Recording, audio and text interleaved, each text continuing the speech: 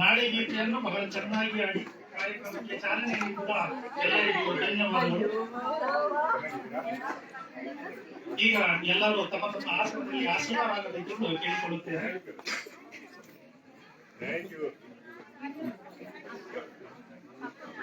ಇಂತಹ ಅದ್ಭುತವಾದ ನಾಳೆ ಗೀತೆಯನ್ನು ರಚಿಸಿದ ಮೊದಲ ಜ್ಞಾನಪೀಠ ಪ್ರಶಸ್ತಿ ಪುರಸ್ಕೃತ ರಾಷ್ಟ್ರಕವಿ ಕುವೆಂಪು ಅವರ ಜನ್ಮದಿನವನ್ನು ವಿಶ್ವಮಾನವ ದಿನವನ್ನಾಗಿ 2015ರಿಂದ ಆಚರಿಸಲಾಗುತ್ತದೆ.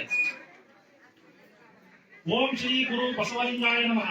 ಪರಮ ಪೂಜ್ಯ ಶ್ರೀ ಜಗದ್ಗುರು ಶಿವರಾತ್ರಿ ರಾಜೇಂದ್ರ ಸ್ವಾಮಿಗಳು ಪ್ರಾರಂಭಿಸಿದ ಅಖಿಲ ಭಾರತ ಶರಣ ಸಾಹಿತ್ಯ ಪರಿಷತ್ತನ್ನು ಈಗಿನ ಪರಮ ಪೂಜ್ಯರಾದ ಶ್ರೀ ಜಗದ್ಗುರು ಶಿವರಾತ್ರಿ ದೇಶಿಕೇಂದ್ರ ಸ್ವಾಮೀಜಿಗಳ ಆಶೀರ್ವಾದದಿಂದ ದೆಹಲಿಯಲ್ಲಿ 2020ರಲ್ಲಿ ಅಂದರೆ 3 ವರ್ಷಗಳ ಹಿಂದೆ ಆರಂಭವಾಯಿತು. ಅಂದಿನಿಂದ ಶ್ರೀಗಳ ಆಶೀರ್ವಾದದಿಂದ ನಮ್ಮ ಶರಣ ಸಾಹಿತ್ಯ ಪರಿಷತ್ತು ದೆಹಲಿ ಘಟಕವು ಸಮಾಜಕ್ಕೆ ಉತ್ತಮ ಸಂದೇಶ ನೀಡುವ ಕಾರ್ಯಕ್ರಮಗಳನ್ನು ಮಾಡುತ್ತಾ ನಡೆಸಿಕೊಂಡು ಬರುತ್ತಿದೆ. ಮತ್ತೊಮ್ಮೆ ಘಟಕದ 3ನೇ ವರ್ಷದ ವಾರ್ಷಿಕೋತ್ಸವದ ಹಾಗೂ ವಿಶ್ವ ಮಾನವ ದಿನದ ಶುಭಾಶಯಗಳನ್ನು ತಿಳಿಸುತ್ತಾ ಹಾಗೂ ಈ ಸಮಯದಲ್ಲಿ ಜಗದ್ಗುರುಗಳಾದ ಶ್ರೀಗಳನ್ನು ನೆನೆಯುತ್ತಾ ಕಾರ್ಯಕ್ರಮವನ್ನು ಮುಂದುವರಿಸೋಣ. ಈಗ ಕಾರ್ಯಕ್ರಮವನ್ನು ದೀಪ ಬೆಳಗಿಸುವ ಜೊತೆಗೆ ವಿಶ್ವಮಾನವ ಕುವೆಂಪು ಮತ್ತು ವಿಶ್ವಗುರು ಬಸವಣ್ಣನವರ ಭಾವಚಿತ್ರಕ್ಕೆ ಪುಷ್ಪಾರ್ಚನೆ ಮಾಡುವ ಮೂಲಕ ಕಾರ್ಯಕ್ರಮದ ಉದ್ಘಾಟನೆಯನ್ನು ಮಾಡಬೇಕೆಂದು ಎಲ್ಲ ಅತಿಥಿ ಗಣ್ಯರಲ್ಲಿ ಕೇಳಿಕೊಳ್ಳುತ್ತೇನೆ.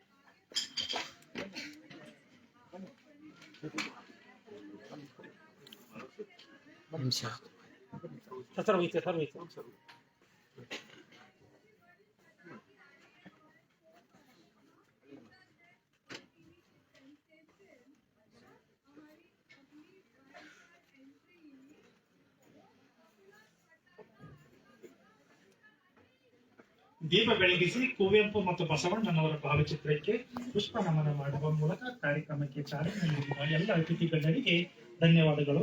ಉಪಸ್ಥಿತರಿರುವ ಅತಿಥಿ ಗಣ್ಯರನ್ನು ವೇದಿಕೆ ಮೇಲೆ ಕರೆತರಬೇಕೆಂದು ಪರಿಷತ್ತಿನ ಅಧ್ಯಕ್ಷರು ಹಾಗೂ ಉಪಾಧ್ಯಕ್ಷರನ್ನು ಕೇಳಿಕೊಳ್ಳುತ್ತೇನೆ. ಶ್ರೀ ದೊಡ್ಡಣ್ಣನವರು ಸುಪ್ರಸಿದ್ಧ ಹಿರಿಯ ಕನ್ನಡ ಚಲನಚಿತ್ರ ನಟರು, ಡಾಕ್ಟರ್ ಟಿ.ಎಸ್. ನಾಗಭರಣ ಅಂತಾರಾಷ್ಟ್ರೀಯ ಖ್ಯಾತ ನಟರು, ನಿರ್ದೇಶಕರು.